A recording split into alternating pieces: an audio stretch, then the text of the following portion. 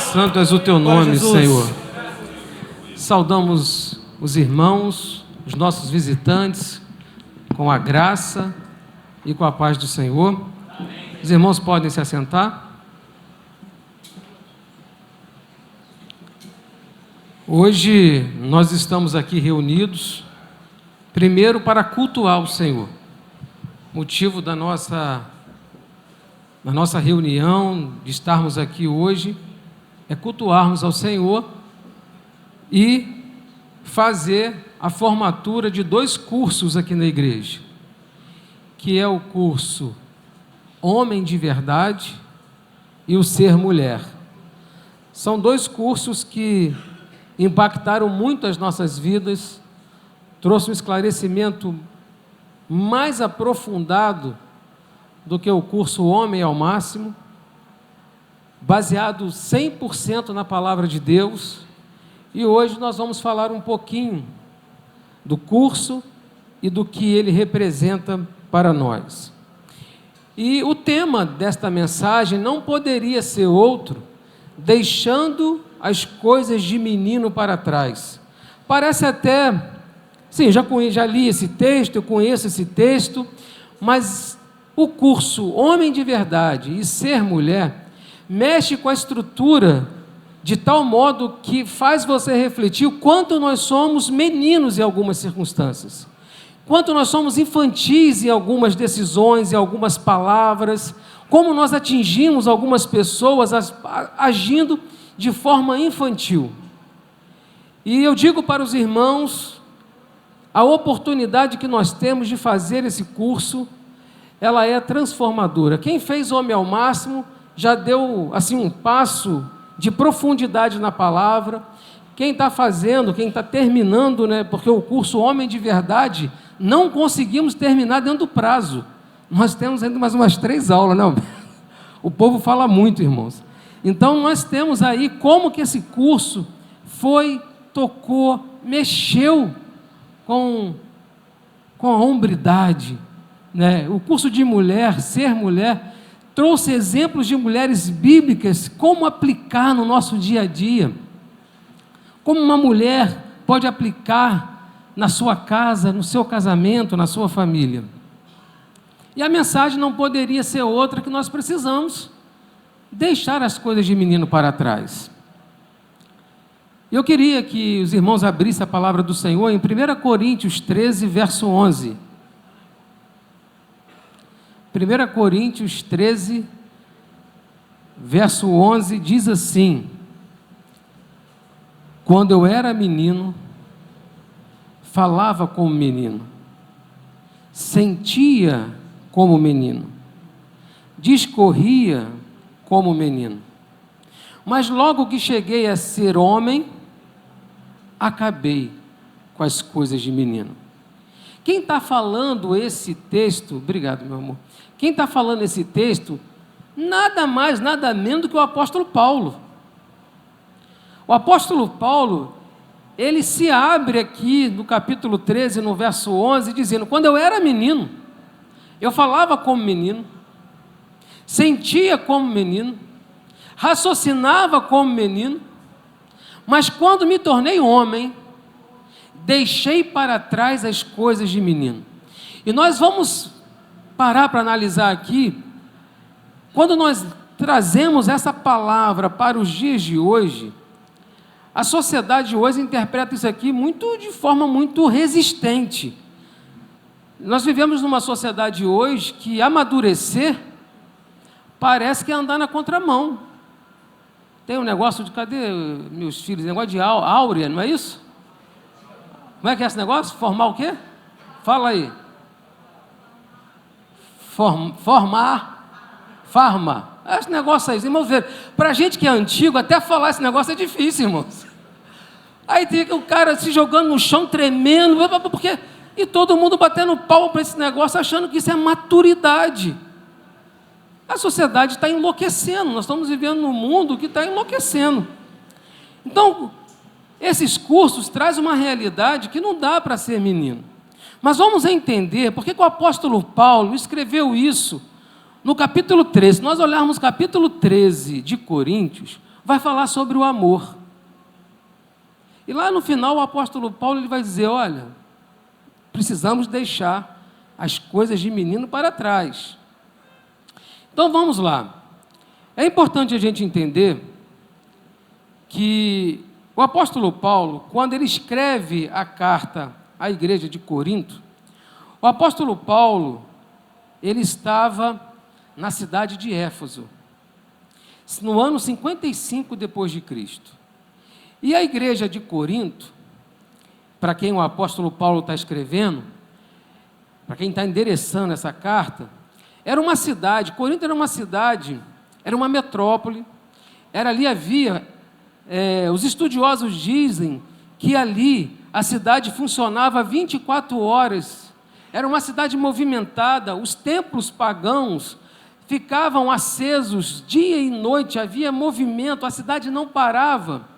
E era uma cidade tão movimentada, tão agitada, que era um povo ali que havia se corrompido.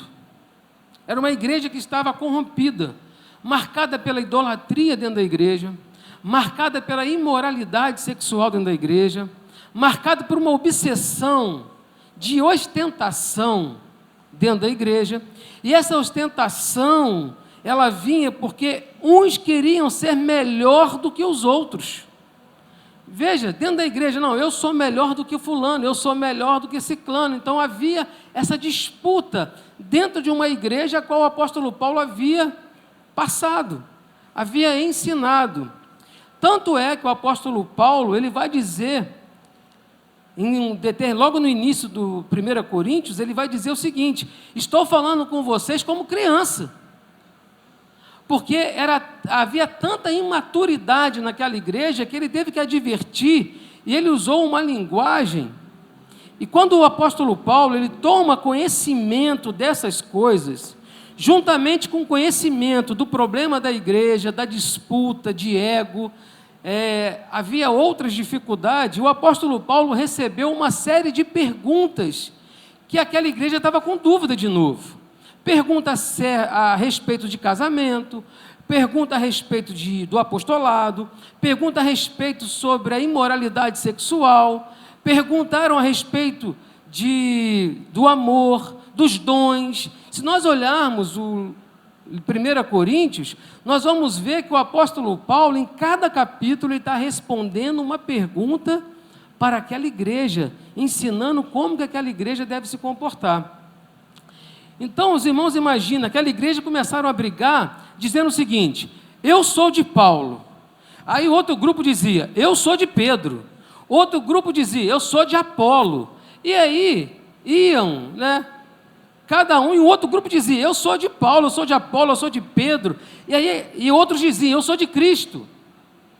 Então havia ali uma disputa de quem era o melhor. De quem era o melhor dentro da igreja. E essa disputa, essa análise de quem era o melhor, sabe como é que era medida, irmãos? Quem tinha dons. Então, quem tinha dons naquela igreja, eles se achavam melhores do que não tinham. E não foi isso que o apóstolo Paulo ensinou. Naquela igreja tinha pessoas praticando a imoralidade sexual e convivendo dentro da igreja como se nada tivesse acontecido. Naquela igreja estava acontecendo horrores. Então o apóstolo Paulo, ele escreveu essa carta para ensinar novamente e dizer, é assim que funciona, o evangelho é isso, o evangelho é dessa forma. Então quando nós olhamos ali, ele vai falar no capítulo 1 das divisões da igreja, ele vai falar no capítulo 4 do apóstolo de Cristo, e aí ele começa no capítulo 6 falando do perigo da imoralidade sexual, ele vem no capítulo 7 falando sobre casamento, ele está ensinando aquela igreja. Ele vem no capítulo 8 falando de comida sacrificada a ídolos. No capítulo 9 ele vai falar dos direitos de um apóstolo. No capítulo 10 ele relembra a história do povo de Israel e das festas judaicas. No capítulo 11 ele vai falar da ceia do Senhor. Ele vai falar das instruções sobre adoração. No capítulo 12 ele começa a falar sobre os dons espirituais, sobre a diversidade na unidade. No capítulo 13 ele fala sobre o amor. No 14, ele vai falar dos dons de profecia e de línguas. No 15, ele vai falar da ressurreição de Cristo, do corpo de ressurreição, da ressurreição dentre os mortos. No 16, ele vai falar da coleta para o povo de Deus, e ele faz as saudações finais. Então, a carta de 1 Coríntios nada mais é do que um manual que o apóstolo Paulo escreveu para a igreja. Irmãos, se nós temos um costume de não ler manuais, quem vai construir o móvel aqui, quem vai montar o móvel, vai mexer numa TV, que abre o manual e fica lá. São poucos que fazem isso, que abre o manual, aqui. Normalmente você começa a fazer, sobrou um parafuso, e você fala, está funcionando? Então tá bom, deixa o parafuso para lá. É assim que a gente faz. Então nós temos um costume de rejeitar manuais. Mas o que o apóstolo Paulo está fazendo aqui, ele está construindo um manual para uma igreja que estava completamente corrompida, desviada do propósito. O apóstolo Paulo escreve essa carta chega à igreja de Corinto, logo depois, o homem trouxe resposta, se eu não me engano foi Tito, que trouxe a resposta para Paulo, dizendo, Paulo, a igreja recebeu a sua carta, a igreja se corrigiu, houve arrependimento, houve perdão, houve reconhecimento que eles eram pecadores, estão colocando em prática todo o ensinamento que você escreveu, e aí Paulo então escreve 2 Coríntios, que é uma resposta àquela igreja de tudo aquilo que ele ensinou. Mas hoje nós vamos parar exatamente no capítulo 13, no verso 11, que o apóstolo Paulo estava dizendo. Eu estou dizendo isso para nós entendermos o contexto que o apóstolo Paulo falou. Olha, é necessário deixar as coisas de menino para trás.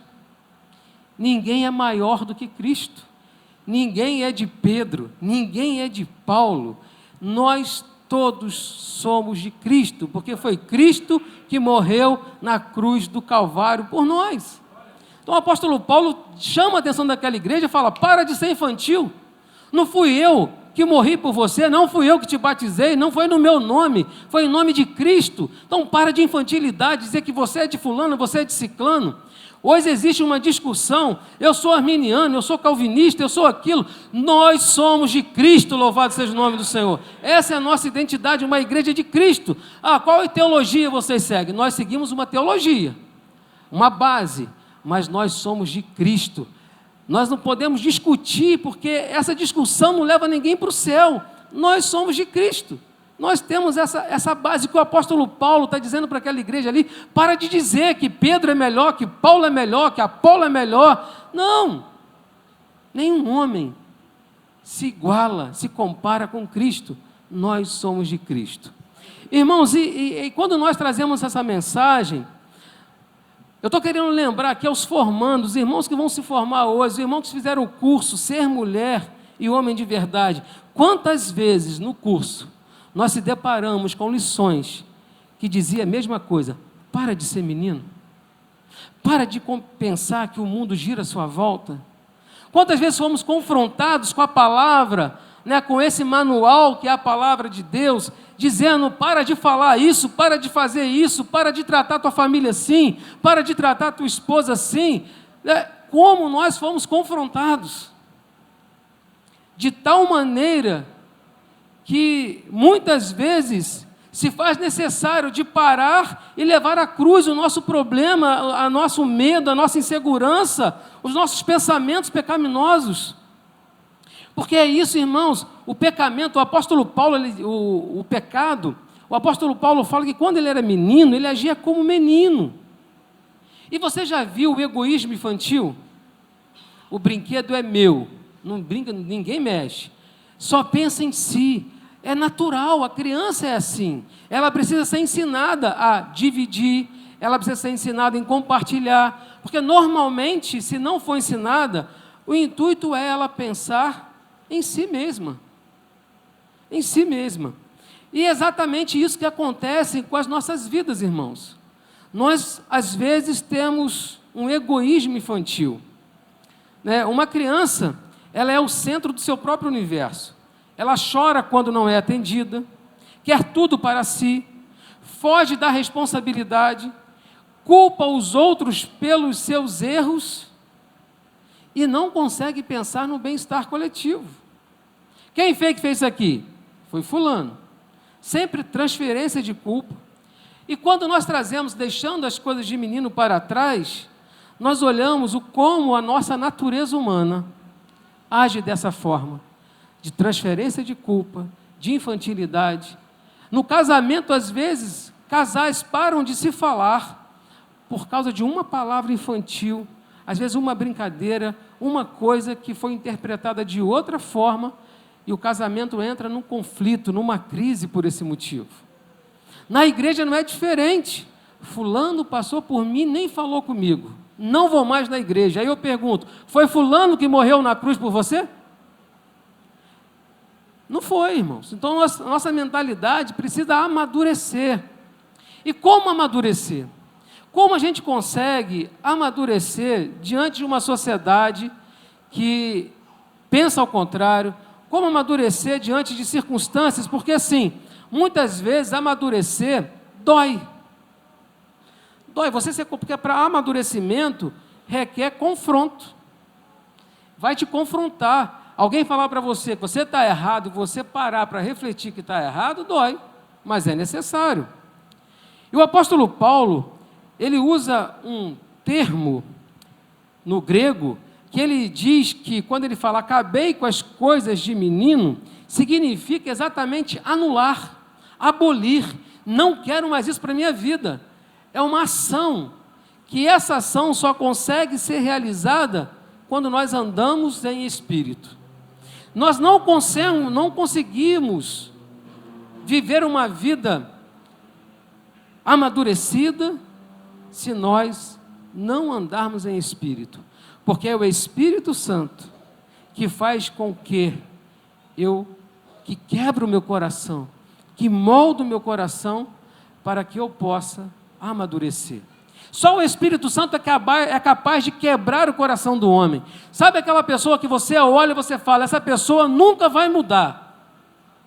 Mas de repente, você encontra essa pessoa servindo a Deus de uma forma suave, leve. E você fala, como pode isso? Como pode aquela pessoa mudar? Como pode aquela pessoa ser tão diferente, estar tão diferente? Eu respondo, é a ação do Espírito Santo na vida daquela pessoa que transforma. Só o Espírito Santo quebra o coração do homem e transforma a vida do homem. E a maturidade espiritual só é alcançada através da graça, através do Espírito Santo. Só o Espírito Santo é capaz de nos regenerar. Só o Espírito Santo é capaz de matar o velho homem. Só o Espírito Santo é capaz de moldar o homem segundo a imagem de Cristo. Você sozinho não consegue. Eu sozinho não consigo. Sabe por quê? Porque a palavra de Deus diz que o homem, ele é decaído, ele é inclinado ao pecado.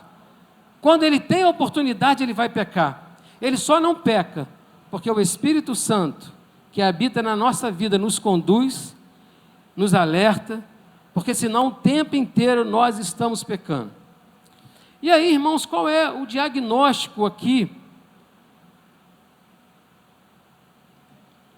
Nós temos um diagnóstico daquela igreja. A igreja de Corinto, ela parece muito com a igreja do século 21. Ela se identifica muito com a igreja do século 21. Porque nós vivemos uma cultura hoje que estimula a eterna adolescência, que estimula que o homem vai continuar sendo aquele mimado, que a mulher vai continuar sendo. E aí a gente tem um conflito de que homens fogem do compromisso, homens fogem da liderança, homens fogem da responsabilidade da casa. E aí as pessoas buscam uma fé baseada apenas na experiência emocional. É aquela experiência emocional de um culto, aquela experiência emocional de um louvor, aquela experiência emocional daquele momento. Mas quando sai da igreja para fora, continua sendo aquele homem difícil, aquela mulher difícil, que não há transformação. Ela é resistente à transformação. E ela precisa entender que essas experiências espirituais, de momento, emocionais, elas não trazem uma profundidade da palavra, não trazem uma responsabilidade. Quem nunca ouviu falar de homens que na igreja são usados, homens que na igreja pregam, homens que na igreja são uma bênção, mas quando você vê, de repente, está envolvido com uma agressão à esposa, dentro de casa. Quando você vai ver, os filhos não querem ir para a igreja porque o pai, que era uma bênção na igreja, é um péssimo exemplo dentro de casa. E os filhos falam: eu não quero seguir isso que meu pai está seguindo. Eu não quero seguir essa igreja, eu não quero seguir Cristo. Ele gera um trauma tão grande porque homens que apenas buscam uma experiência emocional e deixam de buscar uma intimidade com Cristo. E como formandos desse curso, nós fomos confrontados, as mulheres foram quantas semanas? 12, 10 semanas. Os homens têm sido confrontados, vai para a 20ª semana agora, 20ª semana. E é confronto em cima de confronto. Porque, irmãos, nós não queremos uma igreja que você vem aqui aparentemente sendo uma bênção, mas lá dentro de casa é uma peste, é uma praga. Não precisa frequentar a igreja, porque não há transformação. Nós não queremos uma família que aqui está dando a mão, mas dentro de casa o marido dorme na sala, a mulher dorme no quarto. Não é isso que nós buscamos. Nós sempre falamos aqui, o homem é o pastor da família. O homem é responsável pela família. O homem deve zelar pela família. O primeiro ministério do homem, sabe qual é? Não é no ministério de louvor, não é no ministério de recepção da igreja, não é no ministério da palavra. O primeiro ministério que o homem recebe de Deus é a sua família. E ele precisa conhecer, cuidar, zelar, amar. A Bíblia diz que o homem deve amar a esposa como Cristo amou a igreja. Então não é um amor que você está rindo, né? Nas redes sociais, tira foto, meu amor, minha vida, mas dentro de casa, daqui a pouquinho está voando panela, está jogando, é uma confusão. Por quê? Nós não podemos viver esse evangelho, porque isso não é evangelho. E a correção de Paulo para aquela igreja é exatamente isso, porque quando nós somos omissos em permitir que uma pessoa chega na igreja, é uma bênção na igreja, mas em casa não é, meus irmãos, é muito ruim, porque a mulher chega na igreja e fala assim: aqui na igreja ele ri para todo mundo, aqui na igreja ele ajuda todo mundo, mas quando eu preciso, eu ouço um não. E a mesma coisa, o marido que a esposa está na igreja, é uma bênção na igreja, mas dentro de casa não cumpre o papel de esposa. Então isso traz um conflito muito grande. E esse curso ele vai trazer para nós a seguinte mensagem: é tempo de deixar as coisas de menino para trás. É tempo de nós olharmos para nós e dizer: eu preciso mudar, eu preciso ir à frente. E aí, para os homens, eu quero trazer essa palavra: chega de passividade espiritual. Você é responsável pela vida espiritual da tua casa. Você é responsável pela vida espiritual dos seus filhos. Você é responsável pela vida espiritual da sua esposa. Você não vai dar salvação para ela, mas o teu exemplo, o teu testemunho, a tua postura vai fazer ela ver, você é diferente, ela vai ver a ação de Deus na sua vida. Evangelho é isso. Às vezes você fala, mas não faz nem o que você falou. Então chega dessa passividade. O menino vive no entretenimento, distração, gratificações imediatas. O homem maduro não. O homem de verdade não. O homem de verdade, ele vai governar a si mesmo e guardar a sua família, guardar o seu coração, proteger o seu lar, assumir o altar de oração, da liderança servidora, presta bem atenção, da liderança servidora, que esse é o papel do homem, em sua casa, sabendo que um dia nós vamos prestar contas a Deus disso tudo. Não adianta a gente pensar que o Evangelho é o que as pessoas veem em mim. Não, não é isso. O Evangelho responde essa pergunta: quem é você quando ninguém te vê? Se você viver um Evangelho que transforma, você vai ver que quando ninguém te vê, você continua servindo a Cristo, você continua testemunhando a Cristo. Essa é a mensagem de transformação do Evangelho. Agora, para as mulheres, cresça na sabedoria e na força da aliança. A mulher madura não deixa levar por ventos de doutrina, inseguranças mundanas ou amarguras. Você pare para pensar que o homem, ele chega em casa, e aí a mulher chega para ele e fala assim: você não sabe o que aconteceu hoje? Isso, começa a encher a cabeça do homem, e daqui a pouquinho o homem está tão irado com aquilo, que ele vai tirar satisfação com alguém que falou alguma coisa, ele vai partir para cima. Olha, um ato, como gerou um ato que pode gerar uma consequência terrível. Então a mulher sábia, ela não vai agir dessa forma, ela vai orar, ela vai edificar a sua casa, ela vai apoiar o seu lar com discernimento, ela usa os talentos que Deus deu a ela como uma verdadeira. A palavra que foi traduzida para o português é auxiliadora, mas no original a palavra é ezer, no hebraico. E eu gostaria de falar um pouquinho do que é ser essa auxiliadora, esse ezer. A palavra hebraica ezer é um dos termos mais profundos, ricos e mal compreendidos em todo o Antigo Testamento. Porque a tradução dada para o português foi auxiliadora. E quando nós olhamos lá em Gênesis, capítulo 2, verso 18, a tradução vai exatamente usar o termo auxiliador. Olha o que diz: e disse o Senhor Deus, não é bom que o homem esteja só, far-lhe-ei uma auxiliadora que lhe seja idônea. A palavra auxiliadora, no original, no hebraico, é ezer.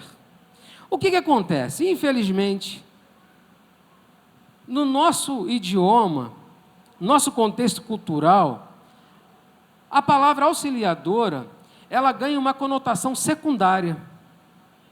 Ela ganha uma conotação de um segundo plano, inferior, chefe e o auxiliar do chefe. E aí, isso traz, na interpretação de muitos, que a mulher é menor do que o homem. Ela é auxiliadora. Mas vamos entender, vamos fazer aqui a exégese do texto, da palavra hebraico ezer. Ela carrega um peso de dignidade e poder. Ela carrega um peso de força militar.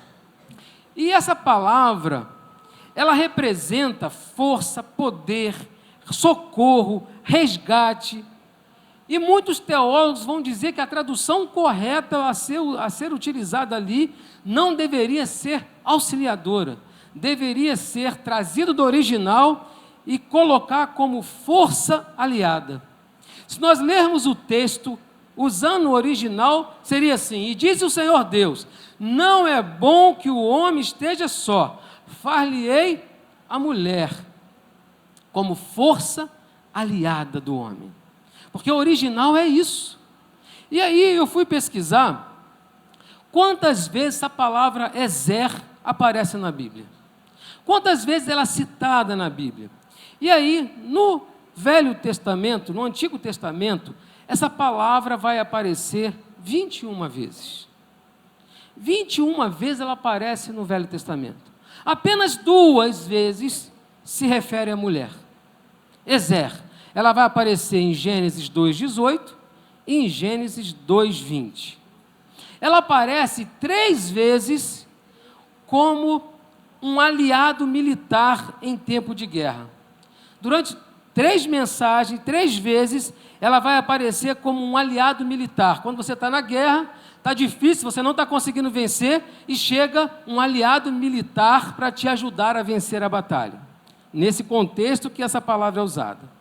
E ela aparece 16 vezes se referindo ao próprio Deus. Olha que interessante.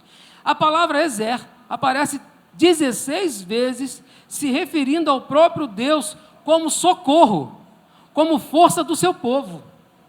Então, vamos ver, aí eu separei alguns textos aqui, que Deus é chamado de Ezer. O primeiro texto, lá em Êxodo 18, verso 4, diz assim: o Deus de meu pai foi a minha ajuda. A palavra ajuda não é auxiliadora, não, ajuda aqui foi utilizado Ezer, e me livrou da espada de Faraó. Então veja aqui, olha que Moisés aqui está dizendo, o Deus de meu pai foi a minha Ezer, o meu socorro, e me livrou da espada de Faraó. Depois, nós vamos olhar esse texto em Salmos 33, quando o salmista diz assim: a nossa alma espera no Senhor, Ele é o nosso amparo. A palavra amparo aqui, no original, é Ezer, o nosso escudo.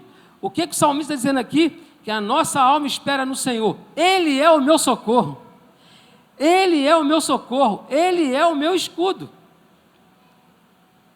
E em Salmos 121, versículo 1 e 2, eleva os meus olhos para os montes, de onde me virá o socorro? A palavra socorro aqui no original é Ezer. O meu socorro vem do Senhor. Então nós olhamos, irmãos, Deus, se Ezer significasse inferioridade, Deus jamais usaria para escrever sobre si mesmo. Porque cada palavra que está escrito na Bíblia foi inspiradas por Deus, foi trazidas por Deus. Deus não usaria uma palavra para si mesmo que revelasse Ele como auxiliar, como sombra, não seria. Então, quando Deus se referiu à mulher, Ezer, Deus não está dizendo que ela é auxiliadora, não. Deus está dizendo, ela é força aliada com você, ela anda junto com você, ela está do teu lado, ela está no mesmo propósito, é frente a frente. A mulher não é menor do que você no seu casamento, a mulher não é menor do que na sociedade, não, ela é força aliada. E aí, a mulher não é um acessório, mas ela é uma necessidade de cumprimento da aliança de Deus na nossa vida. Por quê isso? Tem muita gente que acha que mulher é acessório. Não, o pensamento mudando é isso. Mas não, a Bíblia diz que ela é uma necessidade de aliança, de cumprimento da aliança. E olha o que Deus diz. Antes da entrada do pecado no mundo, a única coisa que Deus disse não ser boa foi a solidão do homem. Deus falou em Gênesis 18 que não era bom que o homem ficasse só. Farei uma Ezer, uma força aliada. Por que uma força aliada? Porque Adão, ele recebeu uma missão de Deus.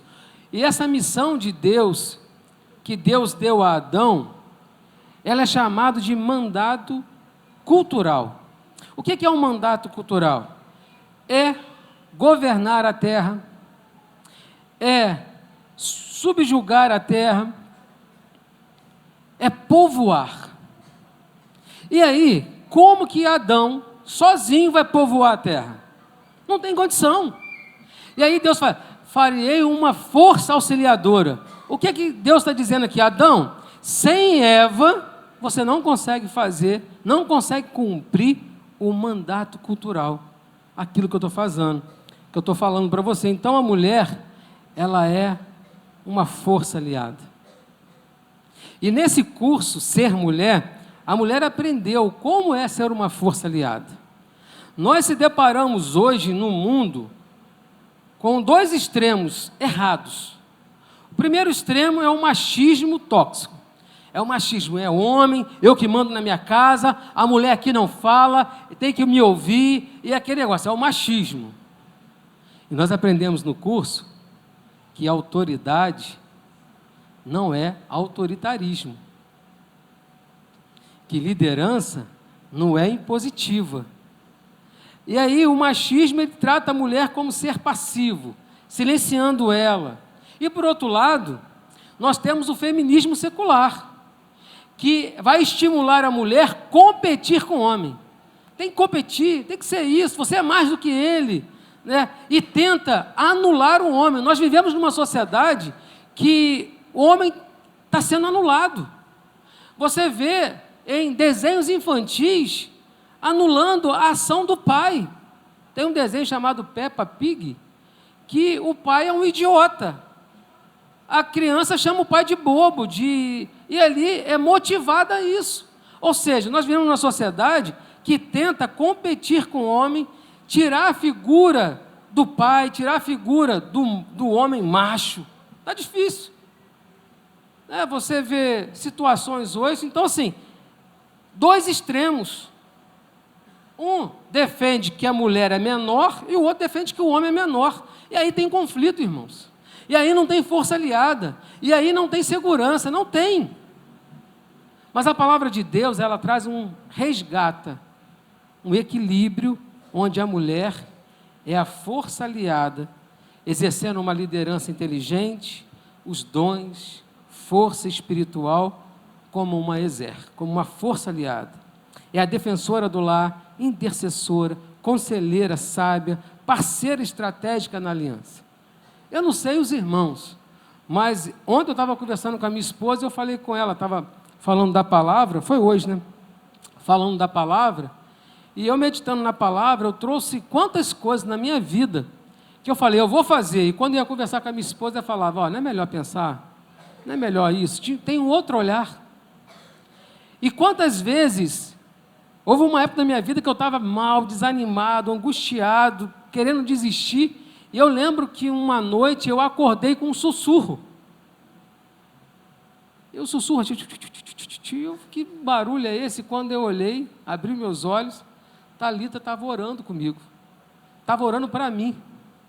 A hora que eu não tinha forças para orar, a hora que eu estava num momento difícil, foi a esposa, a força aliada, que estava orando, pagando um preço, quando eu não conseguia pagar.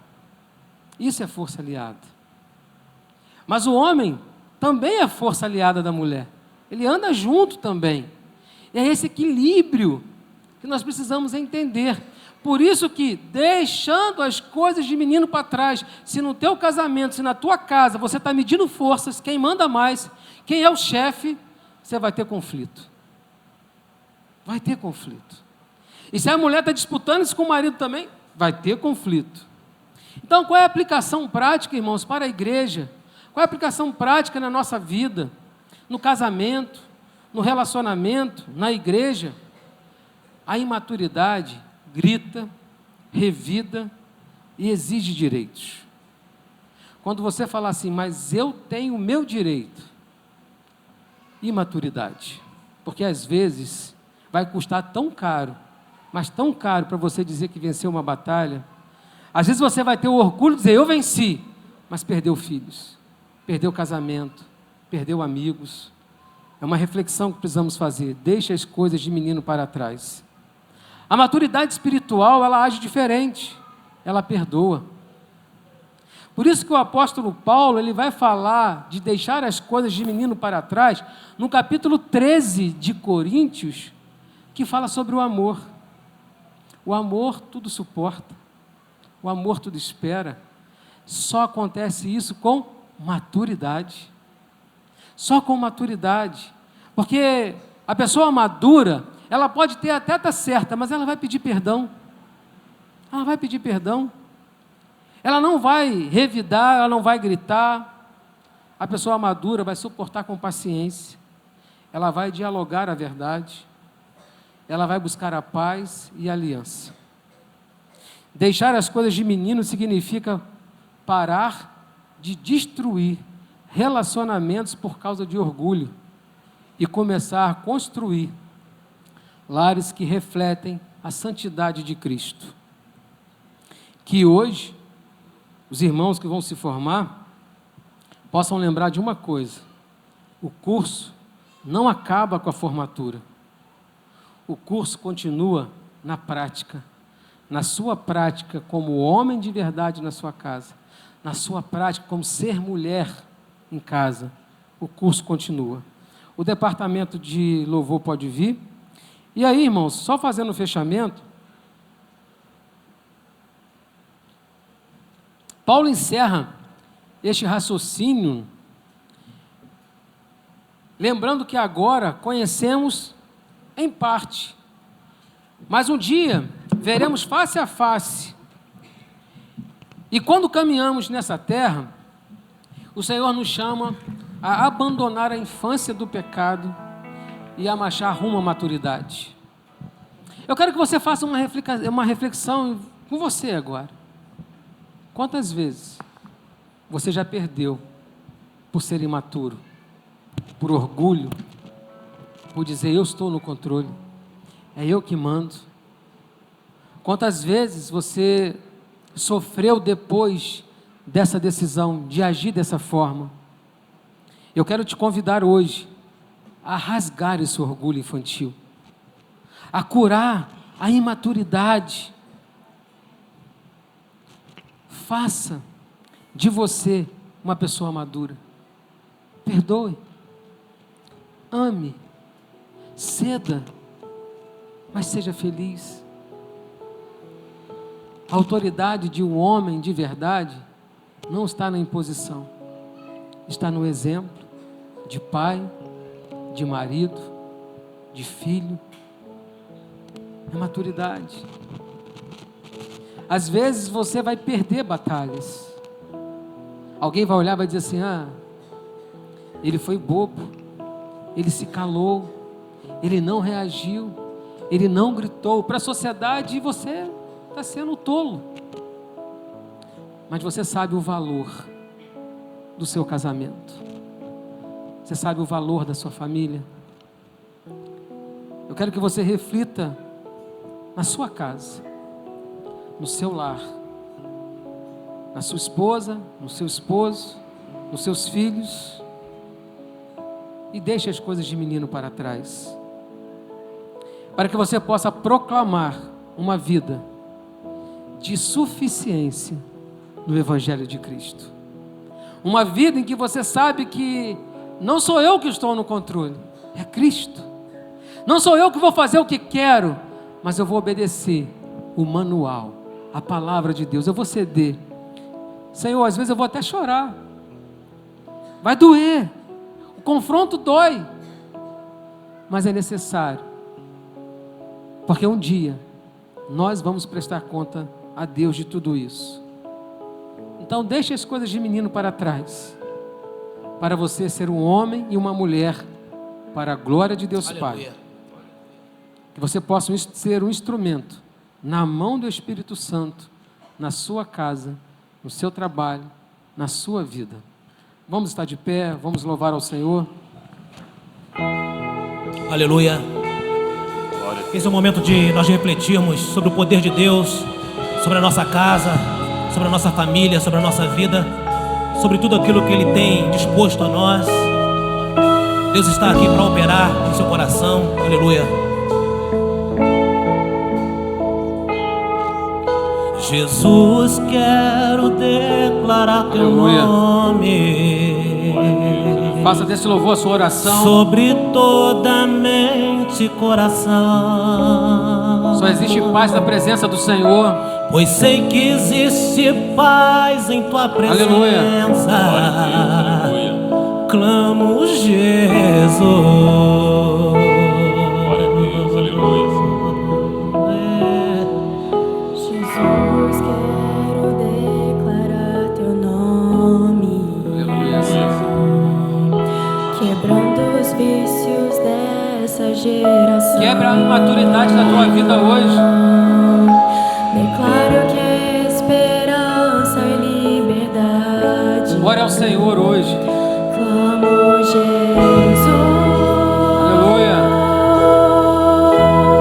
O nome de Jesus é cura. Teu nome é cura. O nome de Jesus é poderoso. O nome de Jesus é vida. Teu nome é vida. O nome de Jesus destrói cadeias. Destrói cadeias.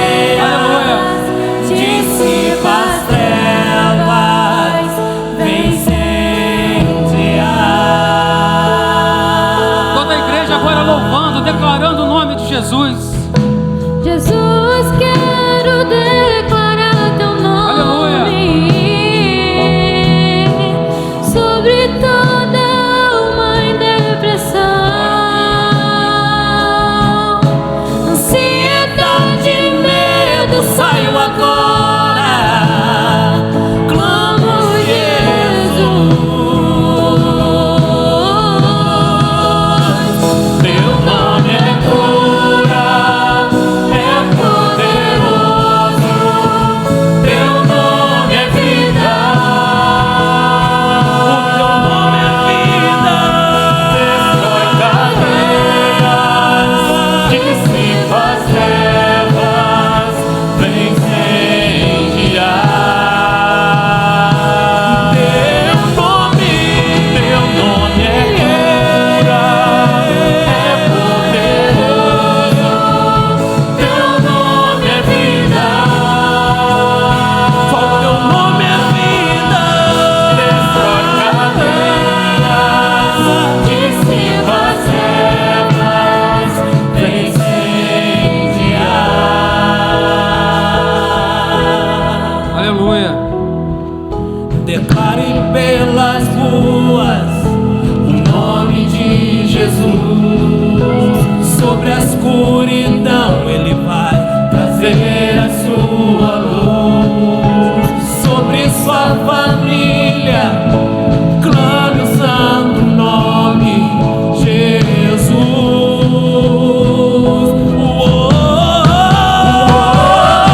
Declare pelas ruas o nome de Jesus.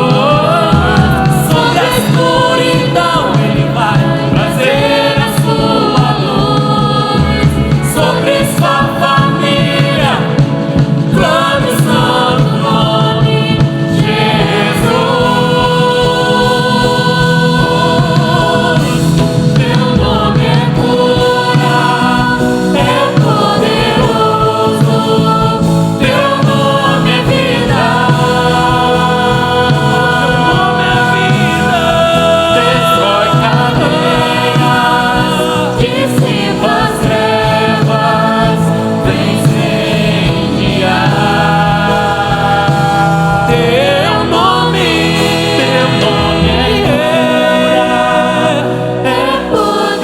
poderoso, teu nome é vida. O teu nome é vida. Dissipa as trevas, vem incendiar. A igreja adorando ao Senhor. Teu nome é Aleluia. cura, é poderoso, Aleluia. teu nome é vida. Santo é o teu nome, Destrói cadeias, dissipa as trevas, vem incendiar. Aleluia. Abra sua boca. Louvado seja o teu nome, Senhor. Declare o nome de Glória a Jesus na tua Jesus. vida. Santo é o teu nome, Senhor. Declare o Senhor no teu lar. Mas maravilhoso, Deus. Eu quero convidar você a orar neste momento. Santo, santo és tu, Senhor. Talvez nós chegamos aqui com pensamentos imaturos. Talvez você chegou aqui pensando em desistir de muitas coisas na sua vida. Às vezes chegamos na igreja com a mente tão distante da igreja. Mas eu quero te convidar agora a fechar os seus olhos e você colocar a sua vida diante de Deus, colocar a sua necessidade. Só você e Deus sabem o que você está passando. Só você e Deus sabem as dificuldades que você está enfrentando. Mas nessa noite, faça como o apóstolo Paulo fez. Aboliu da sua vida as coisas de criança. Amém. Peça ao Espírito Santo para te conduzir nessa caminhada, para que você possa amadurecer em espírito, amadurecer como uma mulher que é a força aliada, amadurecer como homem, o sacerdote da casa. Feche seus olhos. Vamos orar ao Senhor.